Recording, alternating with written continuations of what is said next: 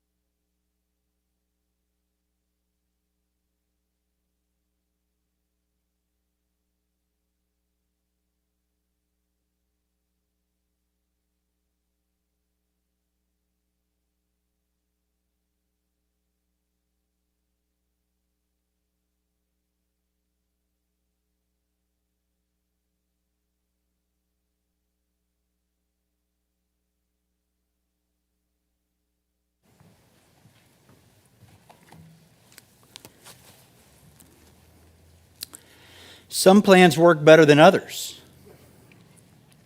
Here's what we're going to do at the close of our time today. We're going to play that again and presume that it's not a file fault, that it's just something happened.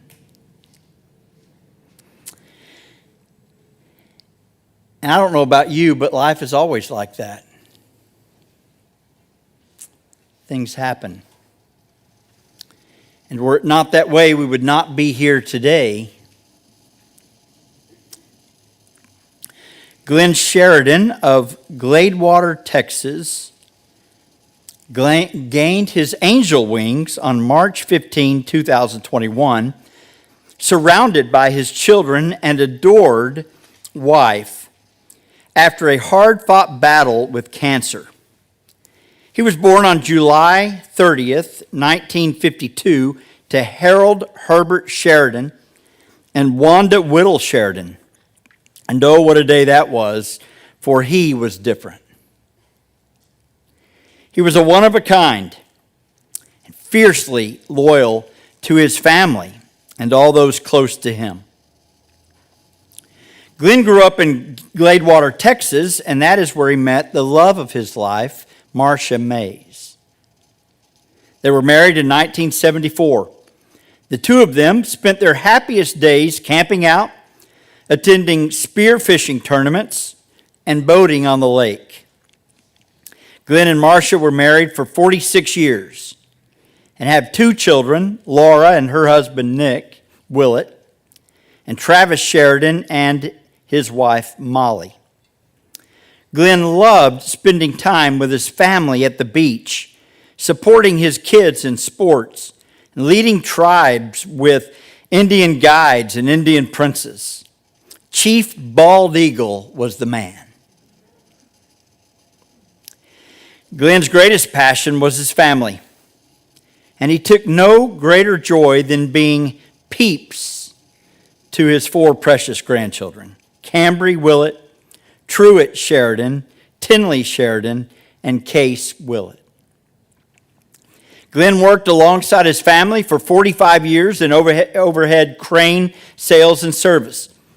He was greatly appreciated by his customers for his dedication and expertise in this field.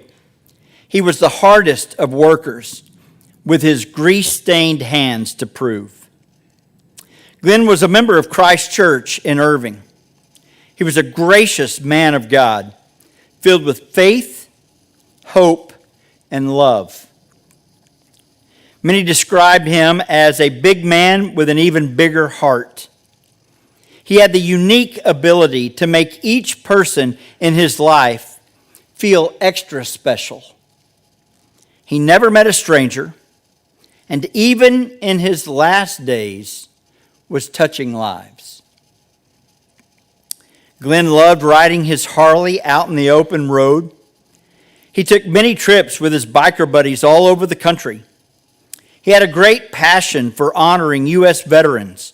He attended numerous honor flights that allowed veterans to visit the World War II memorial sites. Much of his time during his last years was spent at his lake house on Moss Lake, pushing rocks from pile to pile on his tractor, keeping the birds well fed, and creating endless memories for his family. He greatly mourned the death of his father, Harold Sheridan, a World War II hero, and his little sister, Regina Wisnett. He is survived by his loving mother, Wanda Sheridan, and sister, Dorinda Mitchell.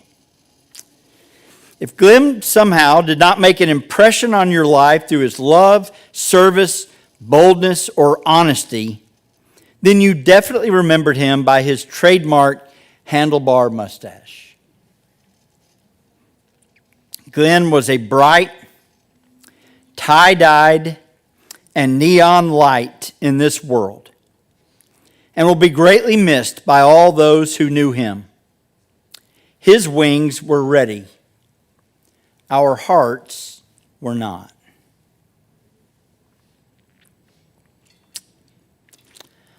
On behalf of the family, I want to thank you for being here today or for joining us online. and for being here just to support this family. And not just today, but the prayers and support that you have shown over the last 6 months shows how loved they are and how loving you are. As a pastor, I want to share with you 3 thoughts. First, God answers prayers. We have been praying for the last 6 months that Glen would be healed. And my specific prayer was that he would be healed in this life, that the cancer would go away, that he would be well, and that we would not be here today. That was my prayer. And yet I know enough about a gracious, loving God to know that God chose to heal him in a different way. To take away all pain, to allow him to laugh again, to allow him to smile in the presence of God and wait until we're able to join him there. And that wait will be about this long. Second, I called Travis last week, and he was down, Laura was down, Marsha was down, Glen was having a really hard day, and I just wanted to encourage him, and so I picked one of my favorite passages from the Scripture, from 1 Thessalonians chapter 4, and it's one of my favorite because this little paragraph that Paul writes ends with the words, "So encourage one another with these words." Now, as a pastor, when you see "so encourage one another with these words," you look at the words right above that to know what are the words that we use to try to encourage. And I'm going to read them to you. "But we do not want you to be uninformed, brothers, about those who are asleep, so that you may not grieve, as others do who have no hope." I could go on forever on that, but I won't. "For since we believe that Jesus died and rose again, even so, through Jesus, God will bring with him those who have fallen asleep. For this we declare to you by a word from the Lord, that we who are alive, who are left until the coming of the Lord, will not precede those who have fallen asleep.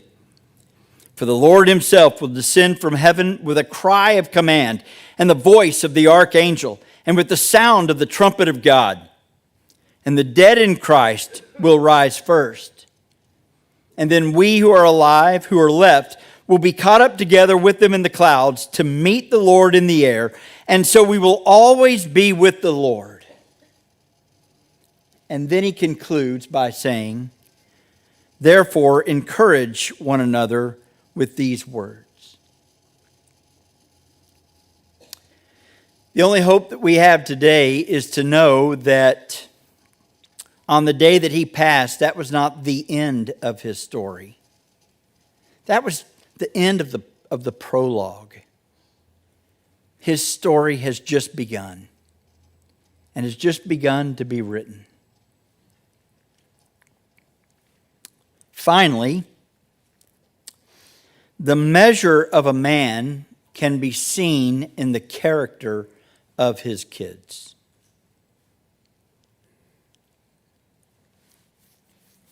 Laura, I don't know you that well, but I feel like I do from years of hearing your brother talk about you. And I asked one of your friends, Molly Greenlee, who I'll call Greenlee because I don't want to confuse all the Mollys that are going on around here.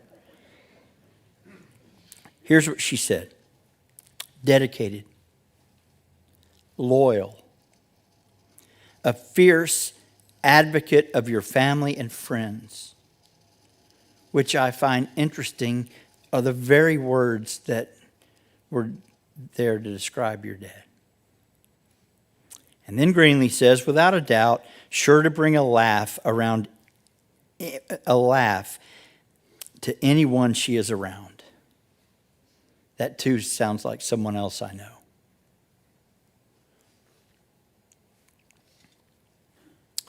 A Young woman's character is built mostly by her mother.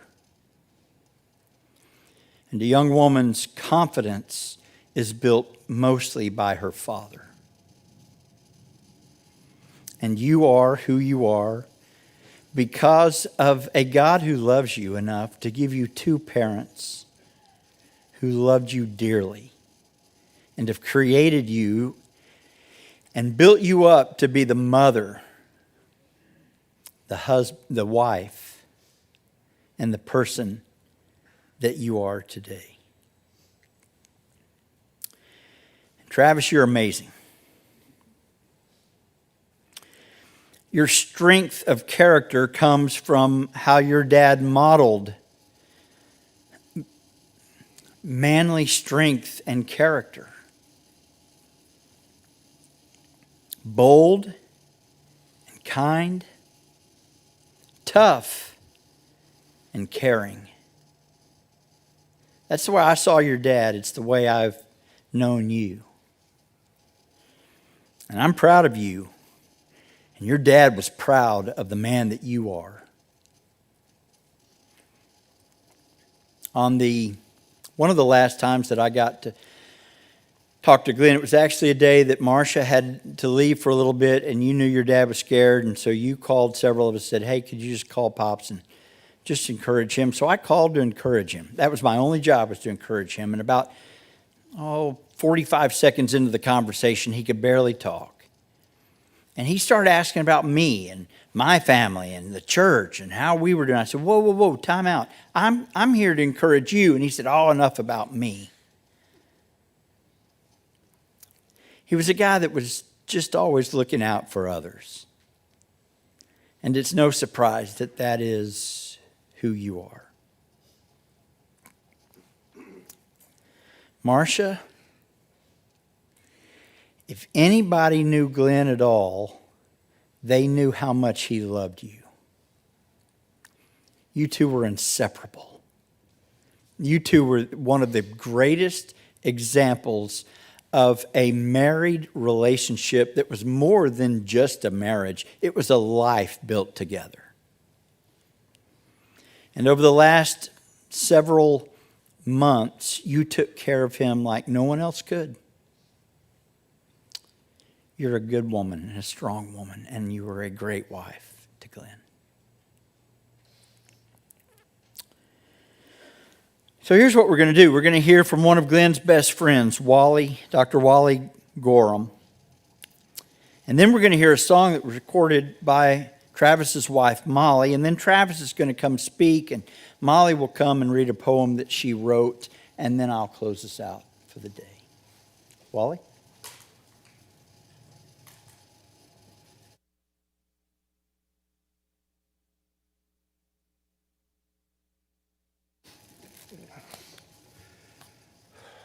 Well, after that, I don't know what I can say. Laura, that was very well written, and thank you. One thing I was going to say, Glen and I kind of made an arrangement. This was some time ago. Anyway, he said to me, I need you to do me a favor. And I said, of course, anything. What? He said, something happens to me, I want you to speak at my funeral. And I said, absolutely. Wouldn't miss it. Under one condition. He looked at me like, what's that? I said, you have to speak at mine. Anyway, things talking about Glen, the character, all those things, kind of what I wanted to say, and I think it was said better. But maybe a few things that you don't know about Glen, because see, Glen was kind of hard. You didn't really get past that shell a lot of times, unless you were really close, because inside was a big marshmallow. He cared about everybody and everything, even strangers, like Travis will talk to you about. But another thing that he had was insight. And I always admired that in him, because on more than one occasion he told me, you know, so-and-so, and I said, they said this, and he said, that's not what they meant. And I said, well, that's what they said. He said, you weren't listening. Anyway, he had that gift, I think. And he had many passions. Motorcycle, obviously, one. Family, number one. Country, number two. Friends, number three. Well, I don't even know how to put them in order, but he had several passions, one of which wasn't mentioned. Glen liked to fix things. And he could fix things, I'm telling you. There wasn't anything mechanical he could not fix. Well, there's one. He couldn't fix the CB on that motorcycle. But anyway, that's another story. Funny one, too. But what many people don't know, he was real good at fixing emotional things. He just had that innate ability. But first, about a mechanical thing, the short story. Years ago, I had an '83 Bronco, and it had a problem with the generator or the alternator or something anyway, and I called Glen, and I think he said he was at a nuclear power plant or something, and that he might get done early, he'd swing by. Excuse me. And he did. And anyway, he saw me standing there with a wrench, and he looked at that, and he said, "You're a doctor, aren't you?" I said, "Well, I'm a veterinarian." He said, "Well, isn't that a doctor?" And I said, "Well, yeah." He said, "And you cure dogs, right?" And I said, "Well, I try my best." And he said, "Well, that curing, you need to know this." And I said, "What's that?" He said, "There ain't no cure for stupid." He said, "Why don't you give me a crescent wrench and a pair of channel locks?" And I said, "Okay, Glen," anyway. And he took care of the problem. So anyway, but he fixed some emotional things too. One I want to tell you about that's real deep, and I'll try to get through it, but a lot of people in this room, I've got lots of accolades about standing by Linda and caring for her and all, and I did my best, I thought. But some days I didn't do too good. It's one day in particular, it wasn't good at home. And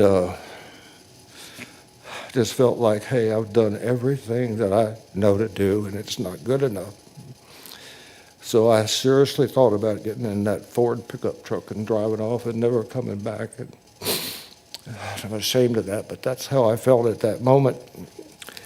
And I said, well, I'm going to call Glen, and I did, and told him, I said, hey, you're my buddy, and I may not see you again. And he said, what's up? So through a lot of blubbering and crying and all, I told him what was going on, and he listened very intently. And at the end, he only had two things to say. In Glen's way, he said, hey, I understand. And there was more to that understanding than I knew, because he knew when Linda was angry, she was angry because she couldn't be the wife she be, or the mom she wanted to be. And he knew that. And so he said, before you get in that truck, I want you to do me a favor. I said, what's that? He said, walk in her shoes one day. And that was all he had to say. And what I can tell you is this: the very next day, I not only was a better friend to Linda, I was a better husband, and I think a better father. And I thank Glen Sheridan for that, because I probably would have walked away without his encouragement. So anyway, he fixed emotional things too. That was the point. One other thing about, and this was brought up, but we don't talk about it much, Glen's spirituality. And again, this hard, big, tough guy, but this was about 33 years ago. We were on an Indian princess camp out, and Laura and Dana were there, and along with about 40 other girls and their dads. And anyway, we decided, or Glen decided, he said, we need to take a walk. And I said, sure, let's go. So we did with those two little girls, and we were walking up this mountain or hill. I guess it's in Oklahoma, it's a hill, not a mountain, but we were walking up there and looking at butterflies or crickets or whatever, and he said, we need to stop for a minute. And I said, well, sure, what? He says, I want to pray. I said, sure. Well, I've gone to this Church of Christ South Mac for 45, 46 years. I've heard a lot of people pray. Art McNeese and Grady King, and of course, Greg and Keith, and even a stalwart of our Christian community, Max Lucado, at least 2 or 3 times. But I always thought the best was Reed Rector. Gave me goosebumps when he talked until that day. Because when Glen prayed, I have never in my life felt the presence of our Lord more than at that moment. And it was just at random. But Glen took his heart out and laid it on the ground.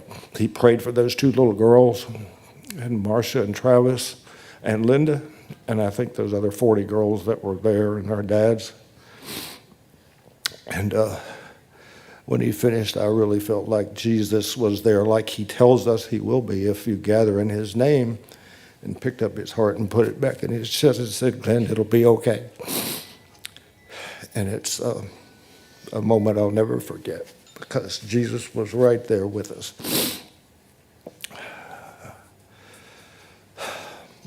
Another thing that I don't mean this is a pat on the back to me, but I was pondering one day. Glen said I pondered a lot, and I told him, well, we need to ponder to solve all these world's problems. And he said, right now I need a motor from Germany. I'll have to worry about the world's problems later. And I understood that, but anyway, I was thinking about friends and what friends mean to us, especially our wives. And I know, without a doubt, Marcia was Glen's best friend, as it should be. And I was thinking how I felt with Linda. Anyway, so I just wrote down these words, and they're real pretty simple. It just says, a friend is someone you need. A friend is someone you heed. A friend is someone you can't measure. A friend is someone you simply treasure. And Glen Sheridan, I treasure you. And I treasure your family, and I treasure your love. And I know if you were here today, you'd thank all these people for being here and be very humble about it and think you don't deserve it. But Glen Sheridan, you deserve it. You're my buddy. Thanks.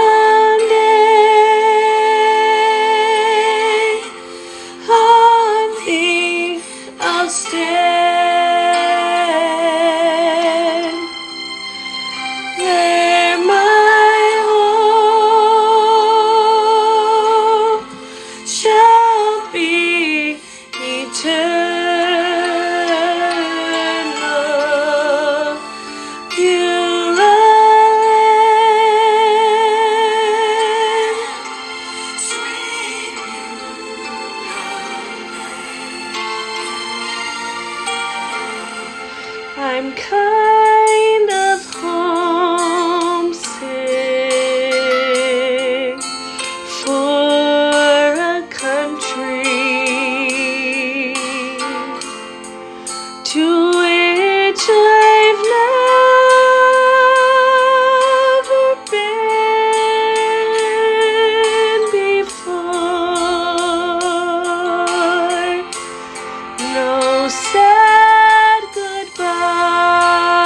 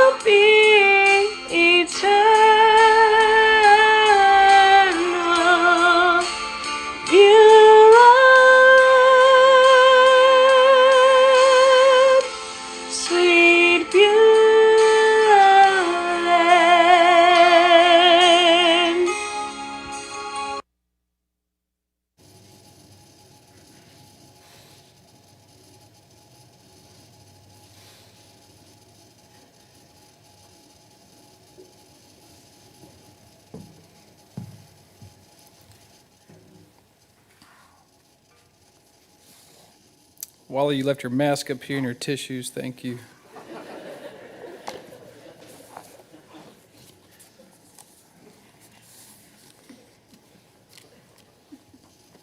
For those of you who don't know me, I'm Travis Sheridan. I'm Glen's son and his best buddy.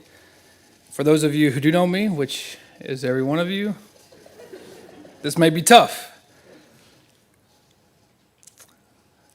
Around 5 years ago, I was there at my grandparents' funeral, and I sat and watched my dad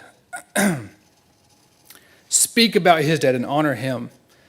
And I thought of the strength that he had and how hard it was for him to do that. And I knew right then when he spoke, I'm going to have to do that one day. I'm not ready now.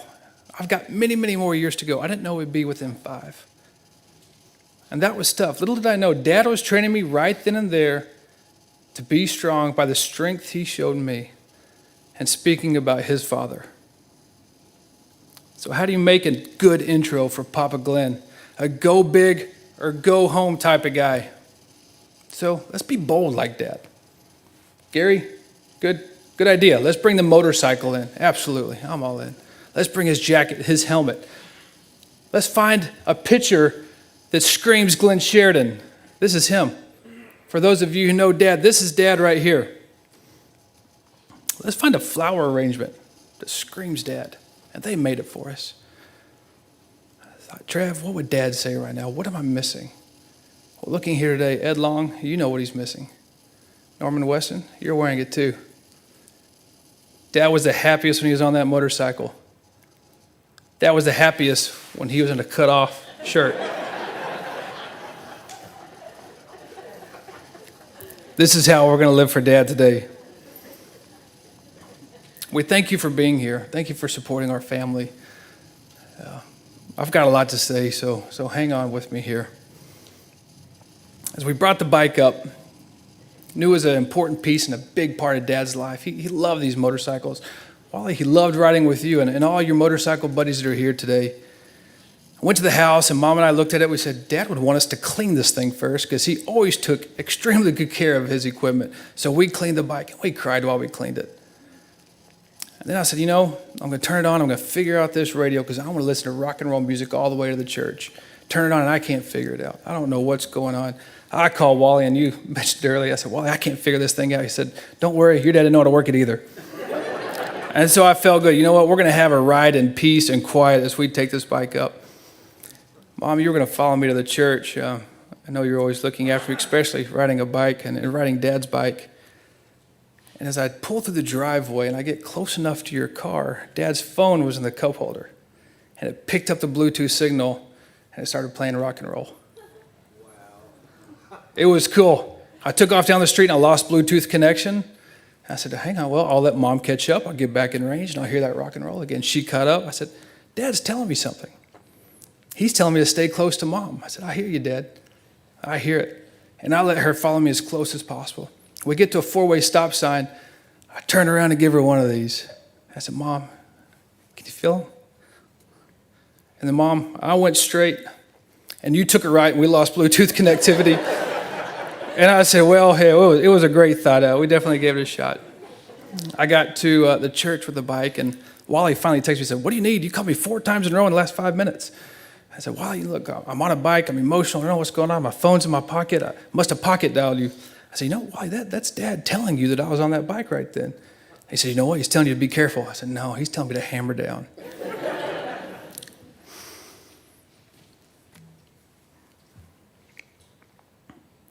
I got to visit Dad while he was in the PT unit, and we had one person to go at a time, and it was my day to go.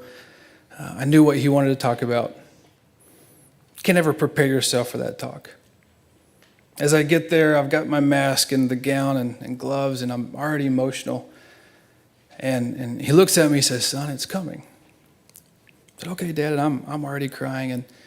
And I just wanted so intently to listen to every word he said, and I was going to capture that. He said, Trav, here's what I want. Small service. 3 songs. I want Wally. I want you. I want me on a mountaintop. Poof, and I disappear. Okay, Dad, I said, I got it. He gave me those 3 songs. and treasured him telling me that. It was a sacred conversation to have with my dad. I knew he was giving me the ability to go and honor him in the way he wanted to be honored. A week later, last time I talked to him on FaceTime before going to the hospital, he looks at me and says, I need to talk to you. Laura and I and Mom.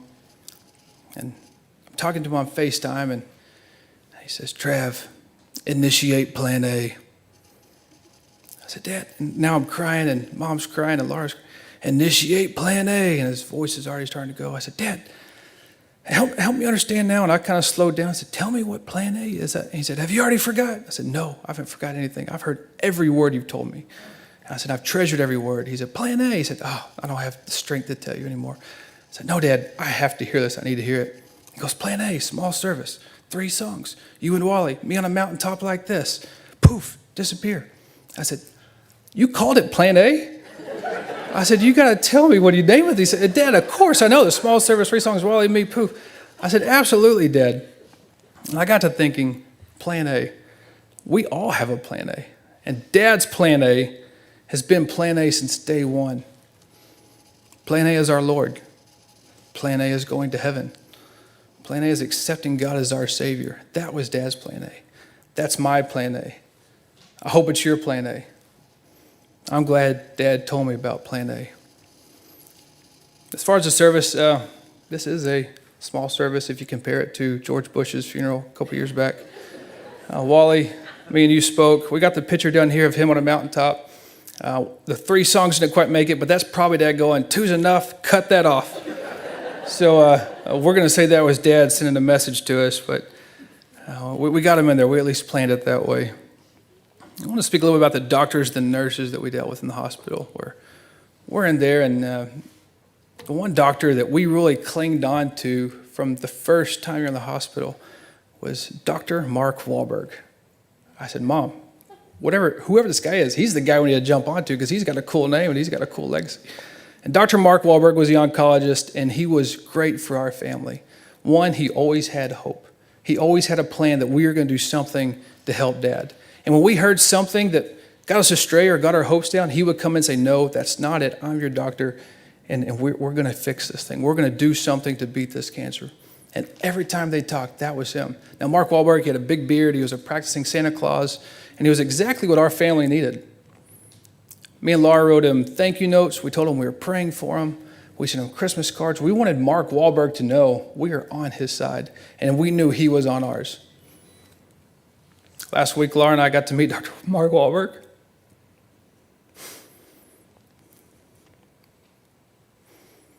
He walked in, we thought he was just going to play some music or something. And Mom said, hi, Mark Wahlberg. I said, yes. We stood up. I said, thank you. Thank you for giving my family hope. Thank you for telling us that you always had a plan. You were comfort when we needed it. And he kind of looked down, and at this point, Dad was on the comfort care, and he shook his head. He said, we don't have much hope now, do we? I said, no, Mark, we always have hope. We always have hope in Jesus, and we want to thank you for being that hope during this time of trying to get Dad better. We also had great nurses. The nursing staff was just wonderful, and Dad was always praying for them. And so when Dad was unable to pray anymore, we started praying for them as well. But the comfort they gave and showed us and the respect during that time was definitely what we needed. In our family, we say we love you big and we love you little. That's something that Cambry coined for our family, and we've used as a way of saying I love you. Over the phone, we'd say it. In person, we'd do the motions. And I don't know if we have an actual definition to it besides it means I love you. But Mom, if I could put a definition to it, Dad was telling us, I love you big as much as anyone can possibly love you. And I love you little, every little thing about you that makes you special and unique. That's what I want it to mean. And looking even further back, that's how God looks at us too. He loves us big with everything he has, more than anything that's possible in the world. And he loves every little thing about us that makes us special because he made us that way. I'm just getting started, guys, so hang with me here.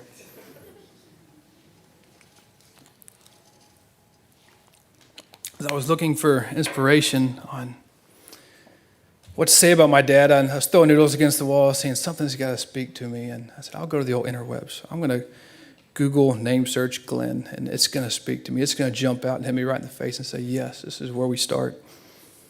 I Googled Glen, and Glen means a wooded valley in Scottish origin. It's a boy's name, and that's the only thing I could get. I said, okay. I said, wait, Dad's birth certificate has 2 N's. This is it. I know it. Type in 2 N's, and the only thing it said it's a Scottish girl's name. So I said, okay. Scratch that. I'm going to redefine Glen today, and I redefined it with my family. I'm going to do it in 4 words. Glen's a storyteller. That's technically 2 words, but pretend there's a hyphen in there. I'm going to use it as 1 word. Dad was a great storyteller. The details he shared, the exaggeration he put behind it, he could captivate any audience. He could captivate an audience if it was just a one-on-one, if it was around a dinner table, or if it was in front of an entire wedding celebration. When Dad spoke, you listened or you're going to miss something really good. And that's what I loved most about Dad. He was an excellent storyteller. I really liked it when he told stories about me because the stories kept getting better and better. And I knew he was proud of me, but when he'd tell that story, man, I kept getting cooler and cooler. And I love that about Dad. I love that he wanted to brag on me, not only brag on me a little bit of what the truth was, but he'd stretch it a little bit further. One of my favorite stories that we think of, you saw the picture of the old Army Jeep. It's a true treasure of ours. And the true story is we were at night driving around and we saw a skunk. We were going 2 or 3 miles an hour. It was 20 yards out. He said, hey, why don't you reach out and shoot it? Okay. I reach out. He stops. I shoot 4 or 5 times, finally get it.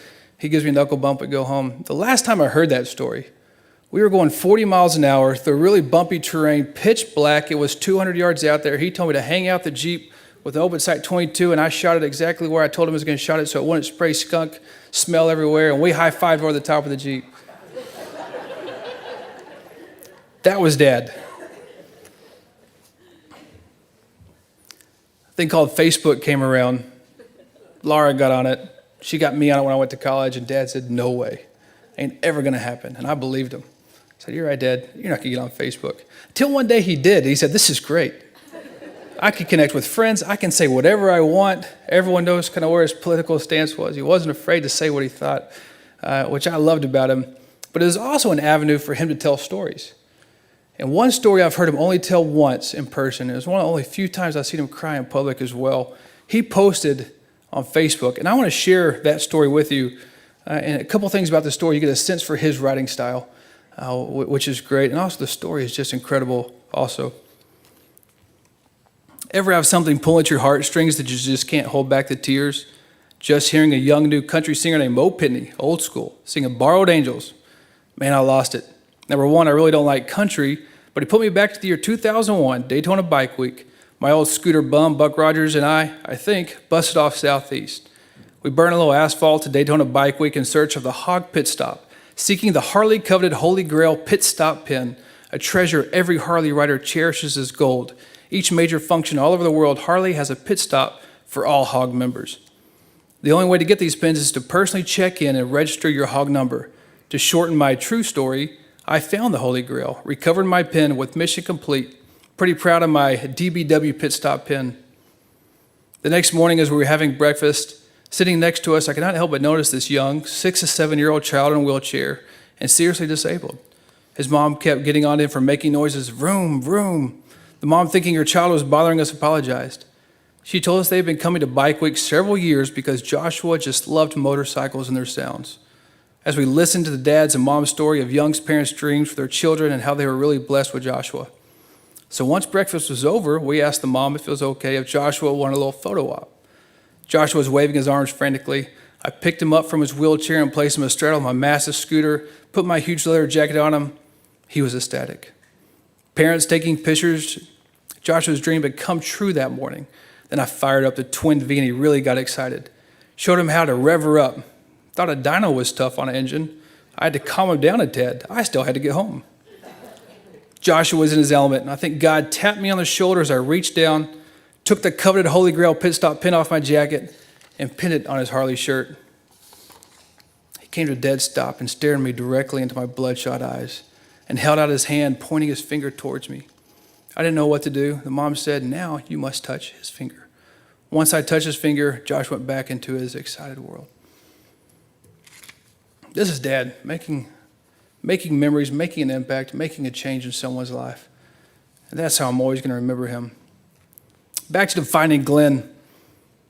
The second word is unique. And Mom, this is one that you really liked as we thought of words to put together. Dad never used a template. He always made his own. And even planning this funeral, we were looking at writing obituaries and looking at templates, and we said, no, Laura, you wrote that from your heart, and it was awesome. That was unique. That's what Dad would have wanted. Mom, you said Dad was one of a kind. He always found ways to be bold and to be different, whether it was dressing up like an elf, as you saw in the pictures earlier, or bringing ducks to my rehearsal party for our wedding and letting us fight it out of which duck's going to cross the line first. And Mom, you just told me you had no clue that was going to happen. That's Dad. That's Dad. Or at Indian Guides, Indian Princess, he was not only the chief bald eagle, he was also a Tonga. There was no such thing as just a camp out with hot dogs and a story. There was going to be a bonfire. Not only was there going to be a bonfire, he made all of us little Indian Guides and Princesses yell as loud as we could until he pushed a pyrotechnics button and blew something up over there. That was Dad. Or Laura, all the sleepovers you had, and Dana and Wally, you being Dad's partner in crime, as y'all would hook up the radios and tell ghost stories or chainsaw massacre stories, and then cue in the other guy outside to come in with a chainsaw and really scare him all really good. I think the cops were called once or twice, but that was Dad. Dad was unique. Dad is selfless. Laura, this is one thing that you mentioned as we were talking the other day. He always did things for us, and he always put others before himself. Dad worked hard. Dad worked in harsh conditions. He worked many more hours than probably every average man I know for sure. And he worked so that we could have the things that we wanted, so that we could go to college, so that we could have great vehicles, so that we could have a lake house where we could go and create memories with our kids and our families. The beach vacations, as you saw, was a must for Dad so we could spend time as a family. He always put himself, or he always put us before himself. And I love that about Dad. Last word, he's awesome. He was an awesomely godly man. He loved the Lord. He was adventurous. He was tough. He was honest. He was kind. He was awesome. This is how I'm going to define Dad. You'll probably find it somewhere on the interwebs. I'll call the name definition group. But this is Dad. As we're sitting in the hospital last week, it's one of the last actual face-to-face conversations we had with Dad. We wanted to tell him everything we wanted to tell him because we knew that may be the last time we were going to talk to him and he could respond. Tell him that we loved him, we were proud of him, we thanked him. And I personally said, thank you for everything you taught me. You taught me so much. And I'm going to take what you taught me and I promise to teach other people what you taught me. I'm going to let your legacy live on through me. He taught me to find the good out of everything that happens. There's always something good that happens. You may be in a tough situation. Take a step back and think, what's positive that can come out of this? That's what Dad did. A story comes to mind of us and the Longs. We're down on the river bottoms in Gladewater. I was young, and the truck got stuck. It was getting dark. It was cold. I was scared. Looked to Dad and Ed, and I said, we're stuck. What do we do now? And they almost at the same time looked at me, and they said, you ain't stuck till you're stuck. I said, well, what does that mean? They said, look, we're in a situation here, but we can either work together to find a way to get this truck unstuck. We can call in for help. We may have to come back a week later with a truck, but we're going to get this truck unstuck. It won't be here forever. And I remember that, Ed. Something I'll always remember. Laura and I would play this same game with him in the car, and we'd come up with as many as examples we could to try to catch him to where he couldn't think of something positive to come back at. Well, what happens if you break your toy? Well, you get a new one. Well, what happens if you stump your toe? You're going to meet a nice nurse. Went back and forth, and I thought I was going to give him this one time. I said, all right, Dad, you're in a car. Windows are rolled up. It's raining. You can't roll the windows down. You're on a highway, so you can't get out of the car, and someone passes the worst gas you've ever smelled.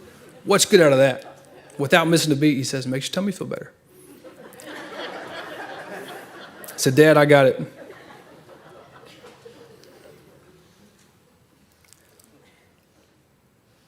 We're going to miss our dad, but we know there's something positive out of it. I know Dad's in heaven, and that's great. That's my positive. And he's looking down on us. He also taught me to be a servant Always look for opportunities to use your gift to support someone in need. Wally, you mentioned it. Dad could fix anything on this planet for things that needed to be fixing. Plumbing, electrical, cars, bikes, landscaping, whatever it was, he could do it. Even if it was just a commemorative arts and crafts lamp that he gave to us who graduated from A&M, Dad could do it. And that's also how he served in the church. That was his special gift. Dad wasn't the one that people would call to say, open up scripture and start reading to me. He wasn't the parking lot attendant greeting as you came in. That wasn't his gift. But when something needed to be done and someone needed something in our church, they called Glen Sheridan. And he got so much joy out of going and helping them fix the things he needed. And because he's selfless, he took care of that need immediately before the needs of his own. That's how Dad served. For those of you who need help with something, don't be afraid to ask someone who can fix it. You can ask me. Dad got joy out of it, and I get joy out of it as well if I can help you. And if I can't figure it out, I'll find someone who can. Because there's always someone out there that's looking to help. And people love to help when someone's in need. That was Dad. Dad taught me to support my country, our veterans, and our elders. You've heard many times already today in some of the pictures, Dad was highly involved in the honor flight, and this was important to him. He had the privilege of taking his dad, my grandran, and his father-in-law, my pawpaw, to Washington, D.C. to see their monument. He wanted to take them to say thank you for the sacrifice they made and give them the chance to see what was built for them for their time in service. Dad was giving back to them and loved taking them. He got to make them the memorabilia plaques you saw on the slideshow. He wanted to gather as much information from their time in service so they could remember everything they did. So thank you for serving our country, for all those of you who have. Papa, you specifically here. I asked you about your trip to the honor flight. Papa, there you are. I found you now. And you told me you were honored to get the opportunity to go. You said it meant a great deal for Dad to want to take you. And you were proud that he asked. I know he cherished that day. To have both you and Grandma with him was amazing. So never pass up an opportunity to thank a veteran as well. Dad would do it every time he'd see the hat. He would thank them. Laura, Mom, and I were at Angelo's after the funeral home a few days ago, and we were sitting in the back corner, and we're emotional. We're talking, how can we let Dad's legacy live on? We're throwing things around, and we said, what if we, anytime we're together as a family and we're eating out, which doesn't happen often because we don't eat out much, but if we see someone that sticks out to us, let's thank them and let's buy their meal. That's something small we can do. We all agreed it probably wouldn't happen very often, but we said, let's give it a shot. Let's do it. As we walked out the booth right by the cash register, a Vietnam veteran hat topped the man's head. I look at Laura looks at Mom looks at me. Thank you for your service. We bought his lunch and we walked out.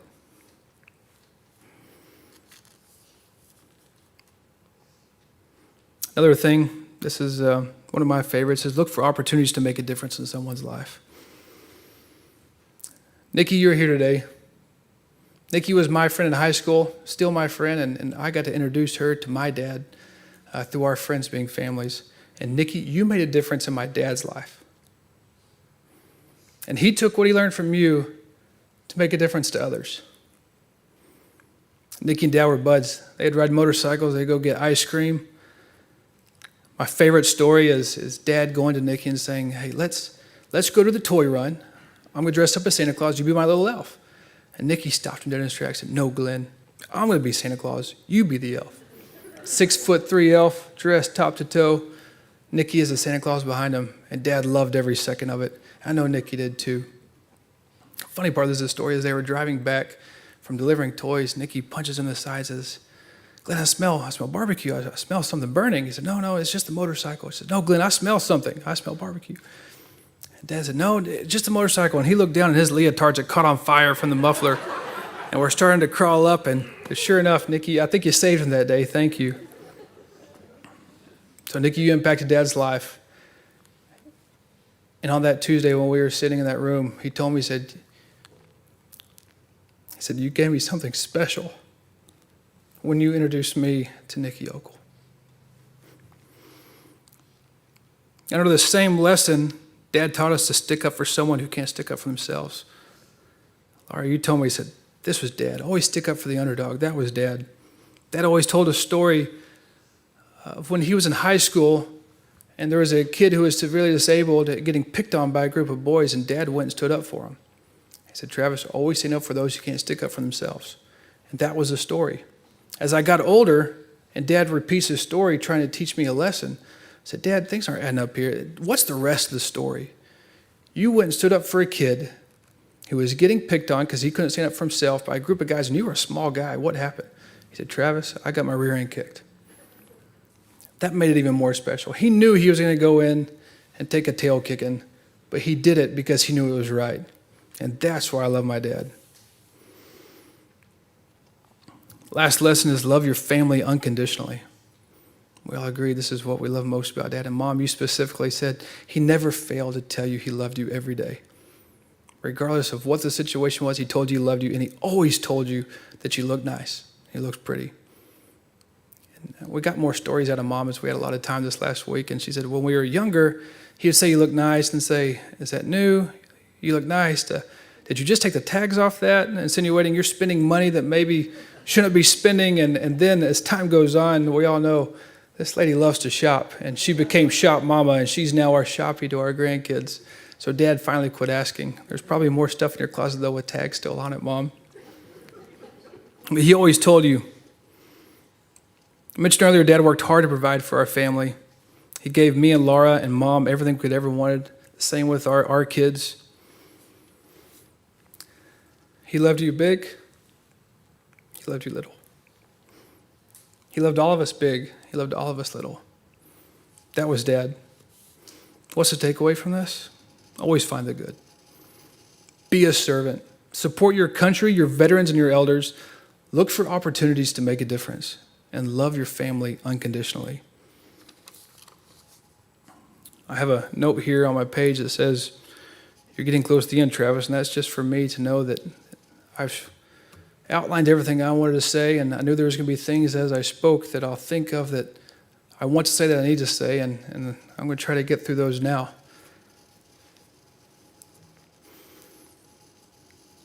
I miss you. I love you. You fought hard. I'm proud of you. I'll take care of Mom. I'll take care of our whole family.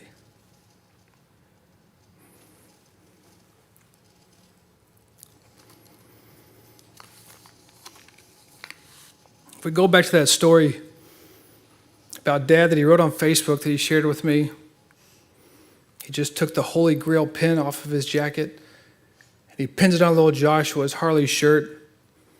And the last sentence was, once I touched his finger, Joshua went back to his excited world. I'm going to continue reading that same story.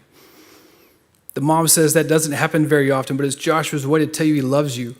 She said, you have been touched by an angel. I lost it. And every time I tell this true experience, even though it was a 30-minute encounter, I know Joshua is my guardian angel. Joshua, if you're out there, you touched more than my old finger that morning. Dad trademarked this.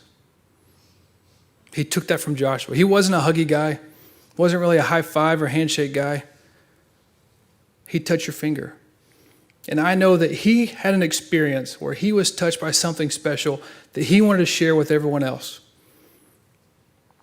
Raise your hand if you've been touched by that finger. And if you haven't, find one of these fingers and come touch it. You'll feel it. Touch mine. Touch Laura's.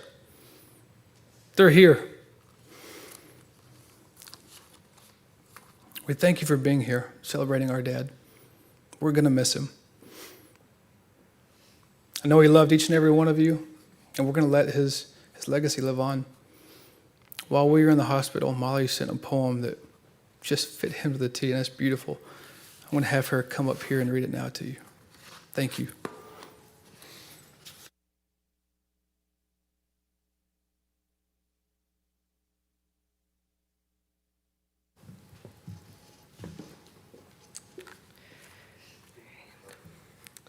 Legend of Mustache Man. Let me tell you the legend of a mustached man. He's the type who, if you ask him to fix it, he can.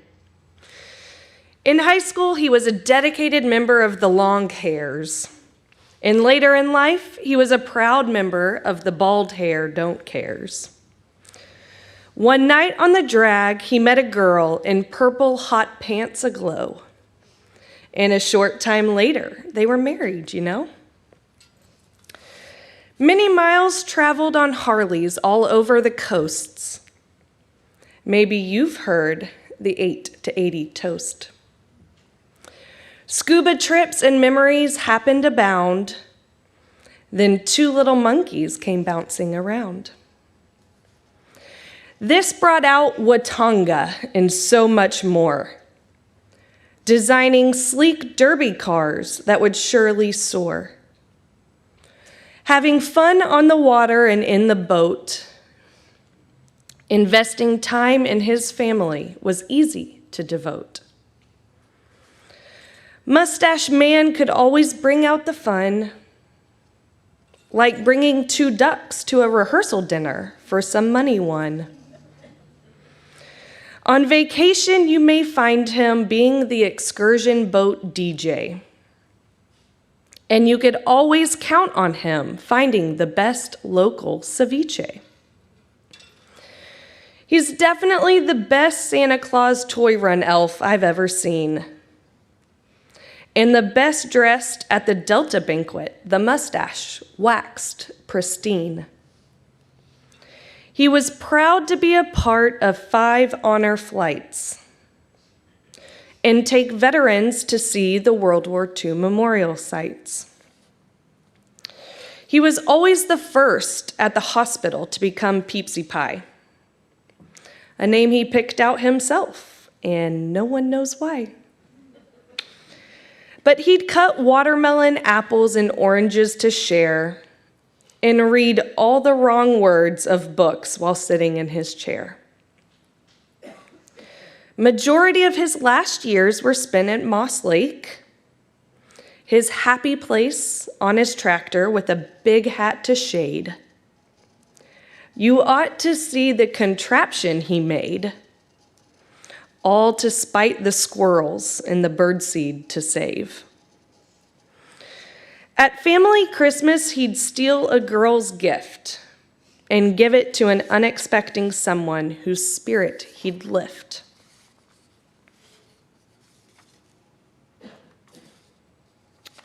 You see, this big Harley man really had a selfless heart. He'd been touched by an angel in 2001 to start. He let a boy named Joshua sit on his Harley seat. Joshua extended a finger for Mustache Man to complete. Joshua's mom said it means I love you in a very special way. Mustache Man trademarked it and used it up until his very last day. I see him now on those bright streets of gold and telling God all about how he can make them brighter threefold. We will miss his stories so inordinate and bold, but the legend of the Mustache Man must always be told.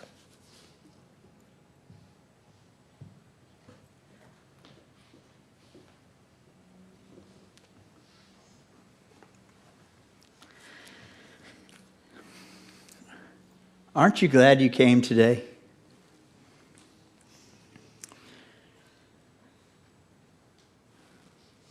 Wally, Travis, Molly, I knew you could do it. Let's pray.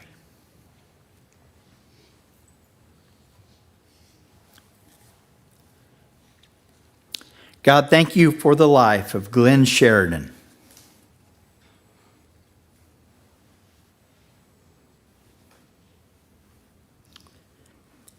In Jesus' name, amen. We don't have the rest of the video, so here's how you can go and see it.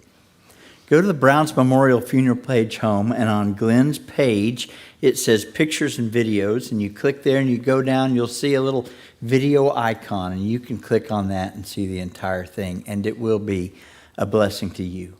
For those of us who have joined us online, thank you for being a part of today.